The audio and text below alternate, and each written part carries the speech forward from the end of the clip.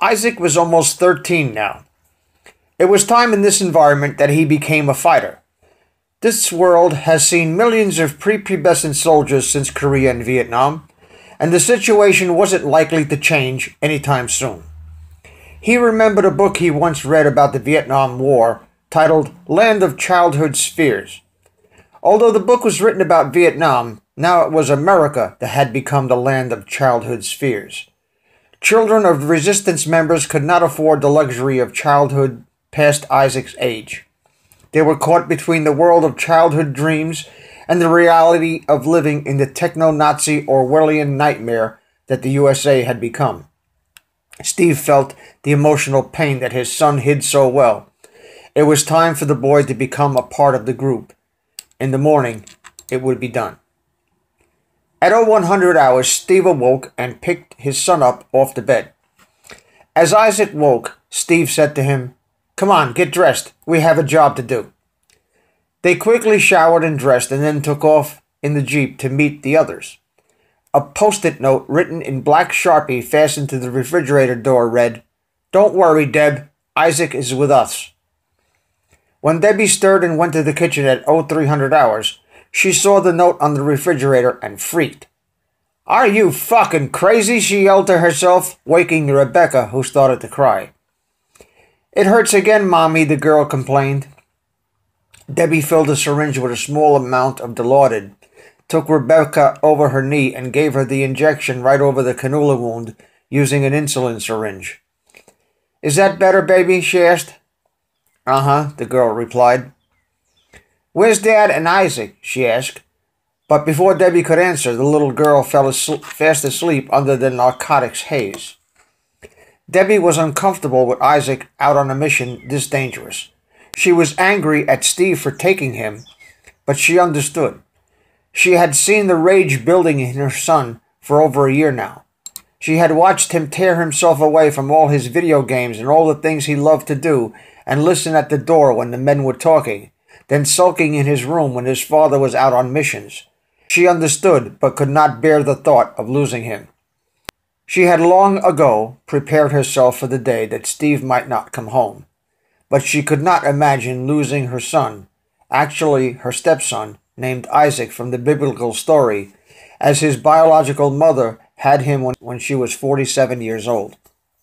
Steve talked his mother out of aborting him. She died shortly thereafter, and Steve adopted him shortly before Debbie and Steve were married.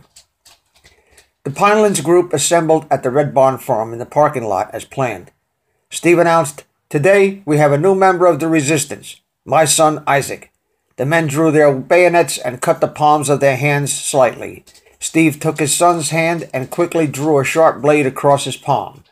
The group shouted, "Hoo-yah! Hoo-yah!" and piled bloody hand upon bloody hand in a solemn blood oath unspoken.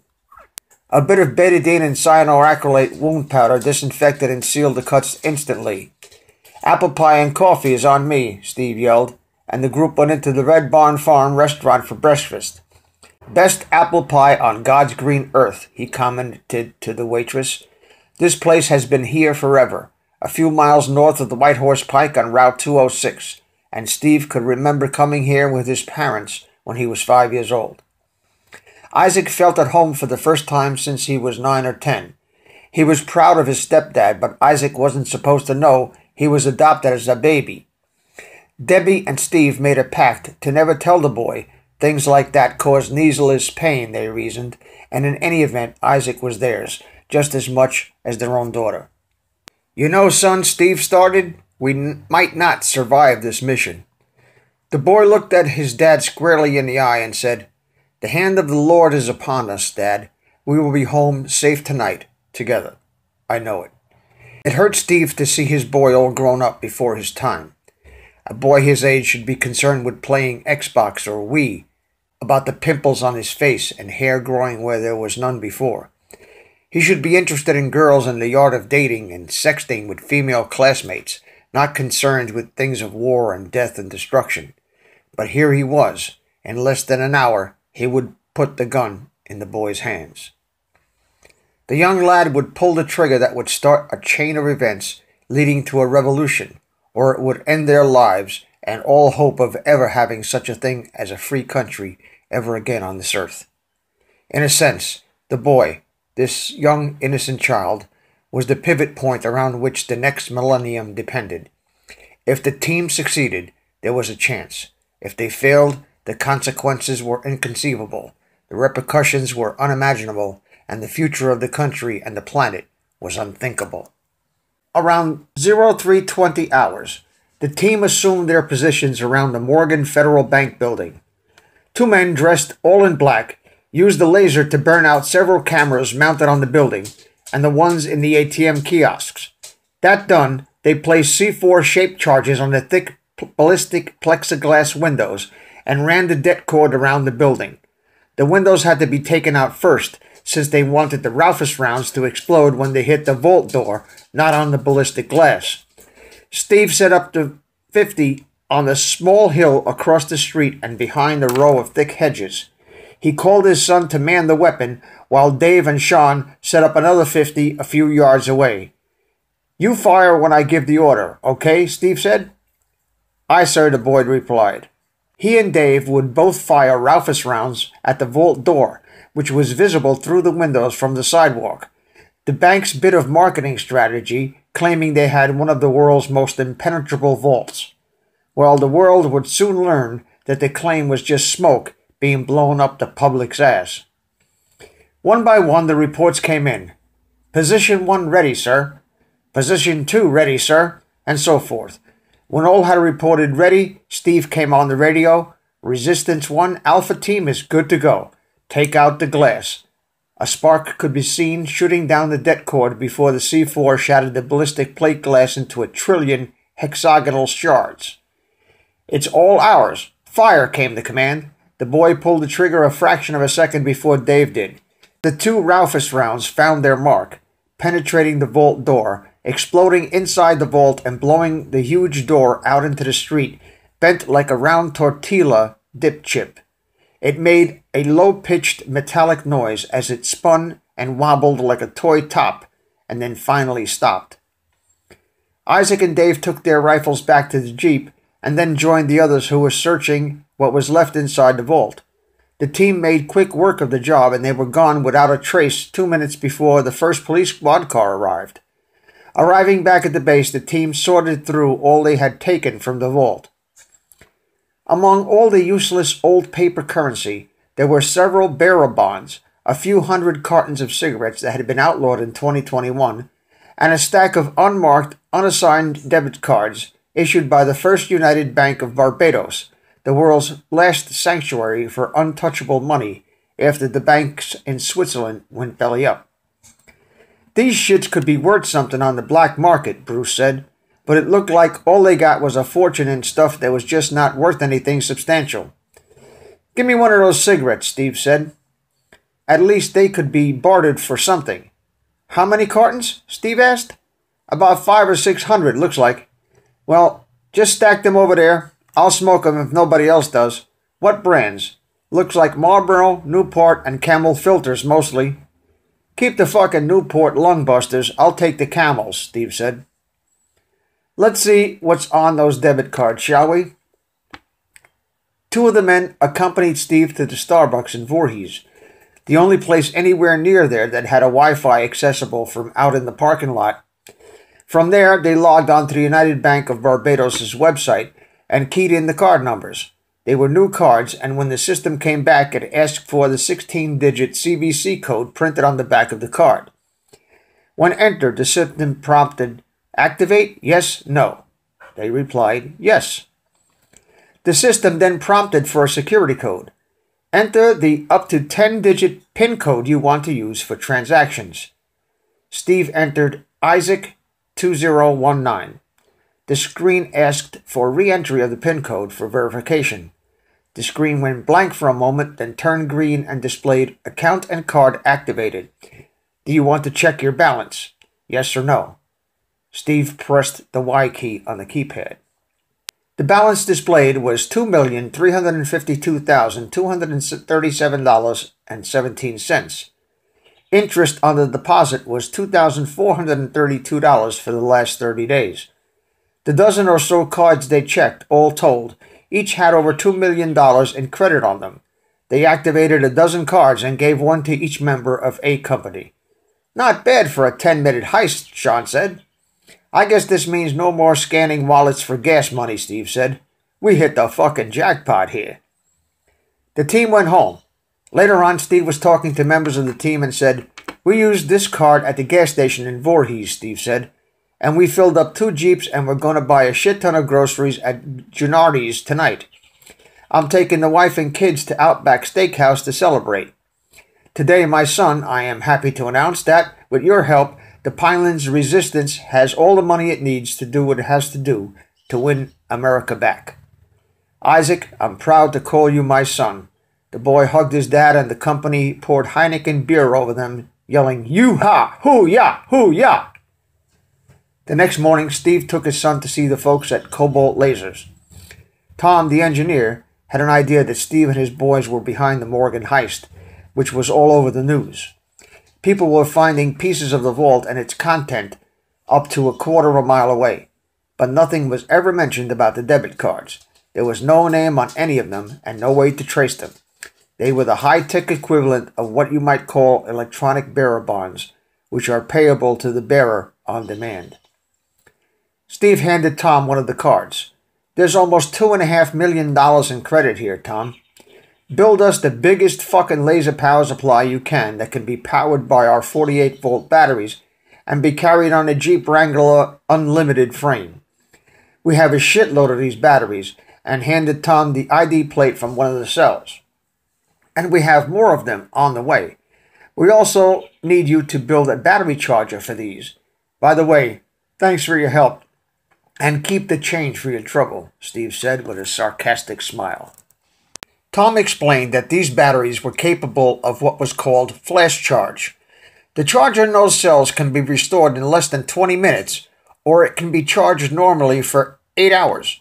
The flash charger requires too much current. You would have to tap into a commercial high-voltage power line, and it's too dangerous, Tom began to explain. "It's okay, Tom, as long as we can charge them, okay?" Tom agreed and started to work on the laser mount, while the parts he ordered for the power supply were en route. He cautioned Steve that the weight of the laser and the batteries and the power supply would exceed what could be carried by a stock Jeep frame, and recommended him to a custom Jeep shop to beef up the suspension and the frame to accommodate what it would have to carry. On the way home, Steve mused to himself that now was as good a time as any to raise hell. Upon arriving, he called all 3 platoons together for a meeting. "Today," he said, "is the day of reckoning. Today, the no-name resistance has a name. Whirlwind. Yes, my friend, our oppressors have sown the wind, and today begins their harvest and their reaping of the fucking whirlwind. It's gonna be biblical. Starting tonight, all police and government vehicles that are in motion will be destroyed with extreme prejudice. When we are done, any government vehicles that are stationary will also be destroyed. Top priority is that white fucking thing crawling around in my forest. I want it captured, and I want all its batteries and any replacement cells that the goons bring to refuel it. Move out." The troops moved out in 12 groups of 3 men. 2 spotters and a sniper with a 50 caliber machine gun and Raufoss rounds. 1 Jeep per group, they set off in every direction from the camp. 2 spotters would assume positions on a straight part of a road 200 yards apart, with the sniper at the center. They sought cover in the brush at the sides of the road. The spotters would signal when a candidate vehicle was approaching and made sure no civilian vehicles would be close by when the strike occurred. They couldn't afford to have any collateral damage. All of Whirlwind strikes had to be absolutely free of civilian casualties. They had to be surgically precise military operations. The team of Sam, Jason, Sean, and Isaac were the first to blow a CSS cruiser off Route 534 at approximately 21:46 hours. Both occupants were killed instantly. Terry, Saul, and Jim took out 2 police vehicles that responded to the ambush, but let the civilian ambulance pass through. Billy, Don, and Dave took out a CSS helicopter responding to the Route 534 incident with a shoulder-launched SAM. The co-pilot ejected and survived the crash, but was turned into pink mist by a Raufoss round, which catapulted a CSS mobile command post vehicle he flagged down when it stopped to pick him up. The CSS MCP was nearly vaporized as it landed upside down on the pavement, rolled over a guardrail into a drainage ditch, and burst into flames. As the night went on, the team kept moving. Their trail of destruction reached from Egg Harbor to Marlton and Voorhees and involved more than 50 government vehicles killed, along with all of their occupants save one, who survived the roadside claymore and was taken to Cooper General in Camden, listed in extremely critical condition. The news couldn't leave the stories unreported because the evidence was everywhere to be seen. It was becoming increasingly obvious to the general public that the resistance wasn't futile after all. Back at the compound, the 4 prisoners the resistance had taken went all but forgotten. "What the fuck are we going to do with these 4 scumbags?" Steve asked after they returned to base. "Of course, now that we did Morgan, we have the money to feed them, but why should we? They ain't worth shit, and the government would never trade one of us for one of these pigs, or even all of them, in a prisoner exchange.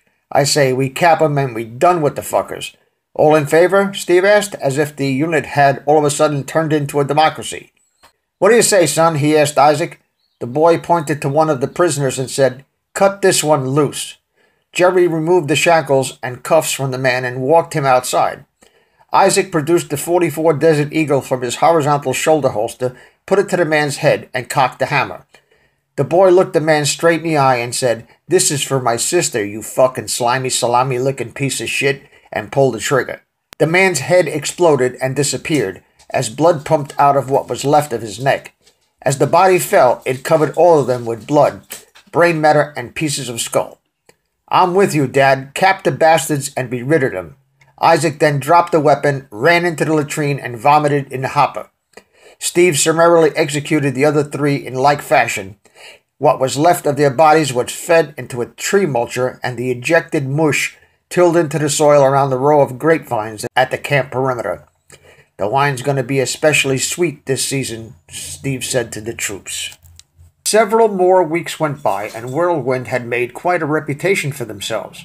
Hundreds of government vehicles, dozens of government buildings, and over 400 CSS agents and police were killed, all without a single civilian casualty and with no losses among the resistance.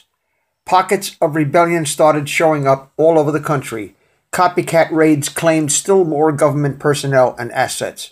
The military had been spread too thin abroad to be of any use, and the powers that be were reluctant to order U.S. troops to attack their own citizens. They were concerned that the troops would defect to Whirlwind and take whatever resources and hardware they had with them. There was no stopping the resistance now. The pendulum had started its return swing in the opposite direction. Over the country's encrypted radios came the news that Whirlwind's Bravo Company had just sieged studios and transmitters of WNJS-TV in Camden, New Jersey, one of the area's largest public radio and TV stations. This was an opportunity for Whirlwind to recruit new members and gain national support for the cause. Upon hearing that the WNJS operation succeeded, Steve and Dave, along with Steve's children, headed for the studios. The other news stations attempted not to cover the story, but when word of the siege spread, everyone turned to WNJS to hear it first. When Steve arrived at the station, throngs of supporters greeted them, shouting, "Whirlwind! Whirlwind!" Not a police car could be seen within miles. The crowd was armed to the teeth, but peaceful. Steve had several Casio LED laser projectors set up on the side of the building, along with a huge speaker array. At 2100 hours, the monitors flickered and the PA system turned on. Steve, his 2 children at his side, flashed onto the screen. The feed went over YouTube and all internet social media websites. "Greetings, America. This is Steve Magnus, leader of the Pinelands Resistance Movement. You have come to know as Whirlwind. 3 weeks ago, government pigs abducted my 9-year-old daughter and implanted a positive ID chip into her pelvis, hoping that she would lead them to us, and they could kill us all with a GPS-guided missile strike. We removed the chip and strapped it onto a deer, which was then targeted and killed by government JDAM missiles. My son here shot the bastard who took my daughter point blank in the head with a .44 Desert Eagle, and I personally capped the other 3 scumbags myself. It served the bastards right. Summary justice was done. Since my daughter's rescue, we have engaged the enemy and have succeeded in seriously impairing their ability to continue their tyrannical grip on our freedom. We are asking for your moral and tactical support. In the next few weeks, we will be securing the Delaware Valley from Egg Harbor to Philadelphia. If all goes planned, we will have broken one link in the chain of oppression. It will be up to you, good people, to help us break the rest. I remember the days of a free America, the day before 9/11, a time where terrorism in this country was unheard of. The terrorists are not hiding in remote caves somewhere in Afghanistan. They are here, and they are among us. They must be purged from our shores, and yes, destroyed from off the face of the earth. We are on a holy mission, my friends, a mandate from the Creator of the universe, who has endowed us with the inalienable right to life, liberty, and the pursuit of happiness, to restore those rights to ourselves and to our fellow citizens and to our progeny. To that end, we have pledged our lives, our fortunes, and our sacred honor. Semper Fi. Hoo-yah! The country stood in awe of the man as the broadcast was transmitted by all of the station affiliates, even against government orders not to, so that the internet sources might not scoop them. Too late, the damage was done.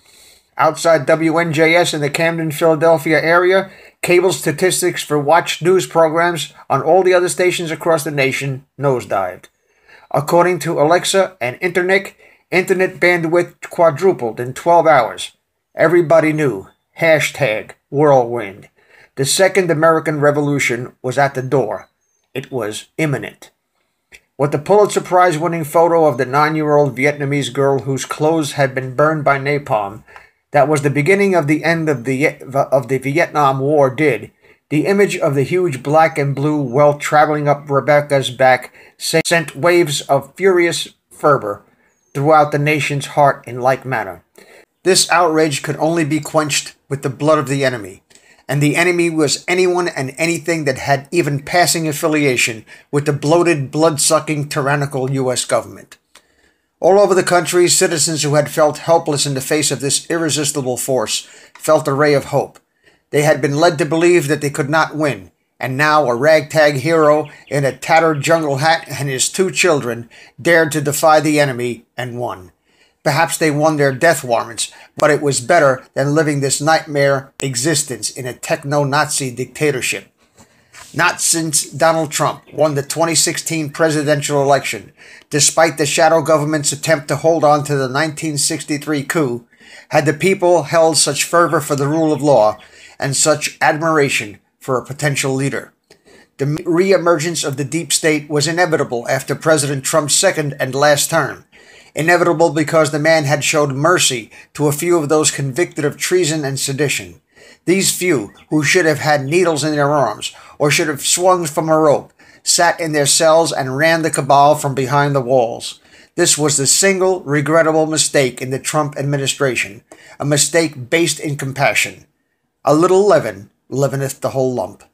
Gangs of youth ran in the streets shouting, "Give me liberty or give me death," and laying waste to everything that had anything to do with authority, from no parking signs to police cars. In 48 hours, the entire nation was literally on fire. Every major city had a pall of smoke over it from burning cars and government buildings set ablaze. In blatant violation of posse comitatus, the President of the United States ordered all available military and reserve units to put down the riots. The majority of those units so ordered did not respond. Many of those who did promptly joined the local militia groups and turned over their supplies and weapons to those groups. The next day, the President and the Vice President were wounded when a militia sniper fired a .50 caliber Raufoss round at the Oval Office, missing it by 40 feet. The shot was made from the top of a water tower 2.5 miles away. The shooter had escaped when crowds on the street overturned any police car that was headed in that direction. The shooter ate anonymously at Outback Steakhouse that night, courtesy of the locals. Back in the Pines, Steve felt comfortable that his efforts all these years were finally starting to pay off. The goon still did not know precisely where he was holed up, but 1.1 million acres is really not much space to get lost in, especially since much of it had already been searched and orbiting surveillance satellites could scan it in high-resolution infrared in a matter of days. He had decided that the time had come to move. Easier said than done, as he had not only a trailer, but 6 40-foot welded-together steel cargo containers full of supplies and weapons buried underground. He would discuss it with the community in the morning. Exhausted from the day's activity, he fell asleep. Steve awoke late that morning, but when he checked, everyone else was still fast asleep. Being the early riser this morning, he started breakfast, or should I say, brunch, for the family. The smell of hash browns and Jimmy Dean sausages woke Rebecca first, who washed up and helped prepare the table, and cooked eggs the way she knew everyone liked them. "Thank you, sweetie," Steve said, kissing his little angel and picking her up. His arm brushed against her cannula wound, and she started crying. "I'm sorry, baby," Steve said. Debbie came out of the bathroom with a syringe full of benzocaine. "How long?" the girl asked her dad.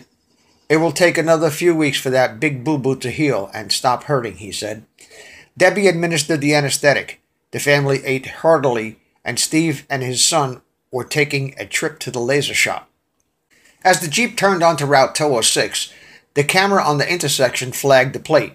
The police scanner chirped to life. "Alert, alert, GSA Jeep Wrangler Unlimited, plate number XMS247D, stolen, report number 177429P, headed north on Route 206 off Carranza Road. Operator considered armed and dangerous. Approach with extreme caution." "Shit!" Steve exclaimed. He turned the Jeep off the road and into the pines. CSS finally flagged the plates. They had not gone too far, so they doubled back via the sand roads and back to camp. There he swapped plates with the van, which should, he reasoned, confuse CSS DMV system long enough to make it to the laser shop and back. Again he drove down Carranza Road, but before they reached the camera on 206, he cut back into the woods and went around it. His son would use the portable laser to blind any other cameras they came across. In 40 minutes, Steve pulled up in the back of the building by the loading dock. He would have a heavy load to pick up. Tom, Skylar, and Carmine greeted them on the loading dock. They smoked cigarettes taken from the Morgan heist and drank coffee while they explained what they had inside the warehouse. The four entered into a pitch-black room, lit only by the faint glow of exit lights. Slowly, the lights became brighter, revealing a servo-driven tripod in the center of the floor. "This is a triple-axis servo-driven tripod," Tom began. "It can resolve 1/10 of an arc second, which in layman's terms means that it can split a red container in 4 pieces lengthwise. In other words, it's accurate as a motherfucker. It's equipped with a 14-watt, 445 nanometer blue targeting laser and vibration-canceling software. This over here," he said, removing a tarp from a very cool-looking gizmo, "is the ultraviolet cutting laser, 408 nanometer and 400 continuous RMS watts. It is liquid helium-cooled and mounts onto the tripod with this quick disconnect lever." 2 men lifted the assembly off the pallet and snapped it into place on the tripod's gimbal. In pulse mode, we have 1/8, 1/4, and 1/2 second bursts and a CNC programmable continuously variable mode from 1/2 second to continuous unmodulated. Input power is 48 volts DC, compatible with your EarthMapper nickel ceramic cells. Time at full power with 1 set of cells. We haven't actually tested it, but it should give you at least 40 to 45 minutes. If you leave it on that long, the cooler coil assembly will be almost red hot. If you mount this in that Jeep, you'll need a 2-inch thick fiberglass heat pad to keep your plastic bed liner from melting. She's ready to go. Just pull your Jeep in and we will have it mounted by tomorrow. We will give you a ride home and pick you up when she's ready. "Oh, would you like a little demo?" Tom asked. "Sure, why not?" Steve replied. Safety goggles were passed out. Tom powered on the system and the tripod moved up and down, then left to right. The targeting laser pulsed only briefly, then 2 short beeps. The LWS, laser weapon system, is now calibrated and ready. Tom moved a joystick-looking device, and as he did so, the blue targeting laser came on and followed wherever he pointed. He pressed another button, and the tripod servos whirred and aimed the weapon wherever Tom moved the blue beam. "The weapon locks onto the blue dot wherever you put it," Tom said. "You can also program this weapon to cut a straight line across an object or field of fire, and it will maintain a lock plus or minus 1/8 inch accuracy at 1 mile, even though the laser may be bouncing around in the back of your Jeep. The tripod servos move for large movements, and low-mass liquid nitrogen-cooled mirrors mounted on voice coil motors take care of small movements and canceling the effect of small vibrations. You can program this laser like a numerically controlled milling machine, which it was originally designed to do. If you want, you could program it to carve the word Whirlwind into Mount Rushmore or Stone Mountain. Altogether, gentlemen, a nice little laser. Awesome, in fact." Steve was reluctant to allow any outsiders to know the location of their camp, and so he decided to stay here with Isaac until they could take the laser to their camp. Debbie was not one to panic, but she was expecting them home tonight. She would be worried that both of them were caught or killed. "I hope you don't take our precautions personally, but we will stay here tonight. The less people that know where our camp is, the better," Steve said. "And if we told you, then we'd have to kill you," the boy joked. Steve and the boy slept in the back of the Jeep, cuddled together on the rear rumble seat, just like when Isaac was small. But he wasn't 5 years old anymore. They slept intermittently, but slept well enough to wake refreshed. Steve bought coffee and donuts for them both, and they were on the way back to base. After Steve turned off Route 73 onto the White Horse Pike, a police car turned out of a gas station and started following. "Dad, the cops. I see them." "Not to worry," Steve said. "Whatever you say, Dad," Isaac replied as he powered up the LWS. The squad car then flashed his lights once, probably signaling for the Jeep to let him pass. The boy panicked and placed a blue dot on the cop car's grill. The officer was blinded by the spill from the 14-watt beam and attempted to fall back. As he did so, Isaac pressed the quarter-second laser pulse button. Luckily, the rear window of the Jeep was taken out, else even the momentary reflection would have set the Jeep's canvas top on fire. The invisible 400-watt beam vaporized the front of the police car, blinding the driver instantly. The Jeep got 1/4 mile up the road as the police car spun sideways into the oncoming lane, flipped over end to end, and exploded into flames. "That wasn't necessary, son," Steve scolded. "Toasting an enemy combatant who is about to kill you or take you prisoner is a necessary evil." "You said so yourself, Dad," the boy replied. Steve knew he was right, but it hurt him so bad to see his beautiful young son lose his innocence at such a tender age. "I don't think that cop was about to arrest us or kill us, but good shooting," Steve said, for lack of anything better to use as a response.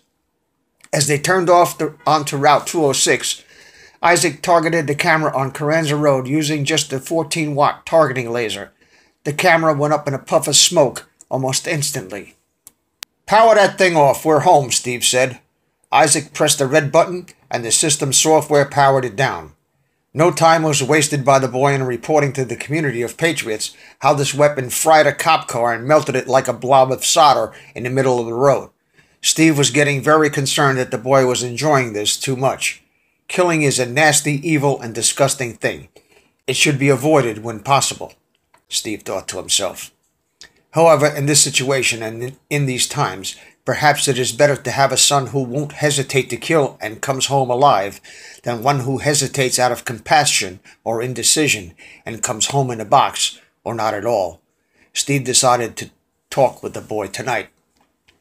After dinner, Steve spent a few minutes reading stories to his little Becky until she fell asleep. When he turned around, Isaac had fallen asleep as well. He picked the boy up and carried him outside to the porch and set him down on the couch. As he did so, Isaac woke and said, "What's up, Dad?" Steve handed the boy a hot cup of coffee and said, "I have to talk to you, son." Isaac said nothing, but gave his father his undivided attention. "Isaac, you have been nothing short of a perfect son to me, a joy unbounded. I used to rock you to sleep when you were small, and I'd cry for joy, wondering what I ever did in this world that was so good that I deserved to be your father. And then I came to realize that it was not my goodness or my merit that deserved you, but God's infinite love and tender mercy that gave me a son such as you, and you tested the limits of my love. I love you so very much that it hurts, and it hurts me even more when I see what this wicked government has done to you and Becky. I admire your bravery, but maybe you're brave because you haven't seen enough of this world to know that you should be afraid. I hate to see you enjoy killing another human being, and I'm afraid that if I tell you to have compassion, that one day you might hesitate, and it may cost you your life. I wanted you to know how I feel, son. That's all. Well, Dad, I love you too, more than you'll ever know, and I know that someday I'll be your age, and you may be gone, and I don't know, and I can't imagine how I would live the rest of my life without you. Dad, I've known for quite a while that my biological parents are gone and that you and Mom adopted me and never planned to tell me. I mean, what would you tell me, even if you could? If I had asked the God for the perfect parents, you and Mom were more than I could possibly hope for. I didn't tell you that I knew for the same reason you wanted me not to know, so it wouldn't hurt for no reason, and so I would believe it to be so, and it would be so for real in my mind and in my heart. And it was, and it is. I could not love you and Mom any more than I've always loved you. Steve was crying, and Isaac hugged him. I remember, Dad, when I was small, you used to preach in church and out by Quaker Bridge. I remember one day you said that this life is not all there is, that you yourself was like the Apostle Thomas and had to put his fingers in the wound to believe it was really Jesus standing there in the upper room. I remember you saying that you believed not because you had faith, but because you had proof. I can almost recite it for you word for word. Do you still have that proof, Dad? Do you still believe it? I do. I do because I know you. And you've never once lied to me. Okay? Maybe about Santa Claus, and at that both of them laughed each other to tears. And I was going to have a talk with you, Steve said. It looks like you're wise beyond your years, son. I like it a lot when you call me son. Can you tell? Isaac said. The two of them cuddled together on the couch and fell asleep in each other's arms. In the morning, Debbie woke and searched the trailer for Steve and Isaac. She searched for a while before looking out on the porch. She woke the two for breakfast. I see you guys were up late last night, huh? She asked. Yeah, Mom. Dad and I were talking about the raids and stuff, Isaac said. Okay, but don't make it a habit staying up late. You need your sleep, young man. Okay, Mom. After breakfast, the children went off into the woods with the dogs. Debbie looked at Steve and kissed him passionately. Was that you I heard crying last night out on the porch? She asked. Yeah, Steve admitted. I had the window open. It was such a nice, still night. I heard it all, Steve. I heard what Isaac said. All of it. My God, Steve, what that boy has been through. What a heart he has. Thank the Lord, Steve. Thank him for what we have. Amen, amen, said Steve, taking his wife by the hand into the bedroom. I could use a few more hours of shut-eye, babe, Steve said. I have a sneaky feeling that shut-eye is the last thing on your mind, she replied. You must be psychic, or psychotic. Which is it? Steve joked as the two of them fell into bed. Autographed hardcover special edition copy of Land of Childhood's Fears will be sent to you for a $100 donation.